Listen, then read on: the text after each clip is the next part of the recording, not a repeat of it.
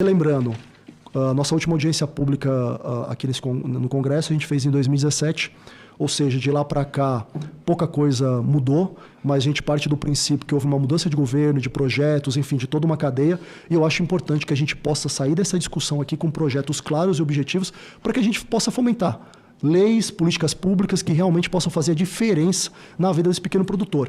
E até aproveitando a deixa que o Amilcar falou, em cima do mercado global, hoje, só para a gente ter mais ou menos uma ideia de mercado, a gente está falando de um mercado global hoje da castanha, hoje, de 7,82 bilhões de dólares. Quando a gente faz uma projeção, por exemplo, para 2029, a gente está falando de um mercado de 9,20 bilhões de dólares. Imagina, por exemplo, hoje, só os estados produtores puderem, por exemplo, pegar 10%, por exemplo, dessa cadeia. A gente está falando de quase 50 bilhões de reais.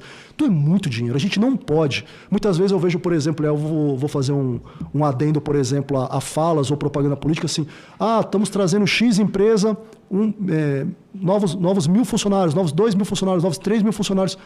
E a cadeia produtiva da cajucultura, que a gente está falando, por exemplo, que só no Ceará a gente tem 25 mil unidades produtoras. Está falando de pelo menos 120 mil pessoas ligadas diretamente e indiretamente 300 mil pessoas. O que eu faço quando a gente faz esse diálogo com esse pequeno produtor? Quando a gente está falando em escala, a gente está falando de mais de 1 milhão de pessoas. Como é que a gente ignora?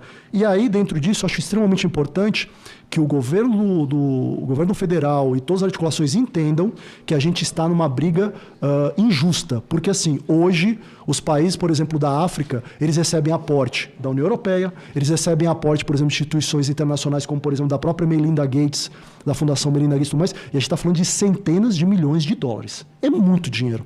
E agora eles estão começando a jogar um outro jogo extremamente perigoso para nós, que é o seguinte: eles entenderam que a castanha de caju não é suficiente para pagar a conta. Então eles estão começando agora a produzir cajuína, cerveja de caju e produtos derivados da cajucultura. Então o que acontece? Se a gente não se preparar, daqui 3, 4, 5 anos, literalmente vai ser jogado fora do mercado.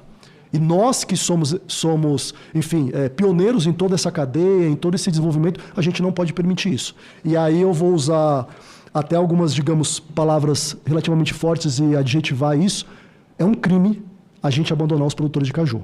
Eu vou repetir de novo. É um crime a gente abandonar. Lembrando que a maioria desses produtores não são grandes produtores, são pequenos, da agricultura familiar. Nós temos uma nova geração aí que está entrando no mercado com outra perspectiva. Se a gente não gerar fomento e possibilidades para que esse jovem continue no campo, o que vai acontecer? Ele vai embora para os grandes centros. E aí vai produzir o caos e os problemas que todos nós já sabemos. Então, queria agradecer aqui, enfim, mais uma vez a presença de todos vocês, queria agradecer o senador, o Girão, queria agradecer o senador que está presidindo, mais uma vez, muito obrigado, espero que essa audiência pública possa fomentar e trazer resultado prático, né, para os pequenos produtores lá na ponta. Mais uma vez, muito obrigado.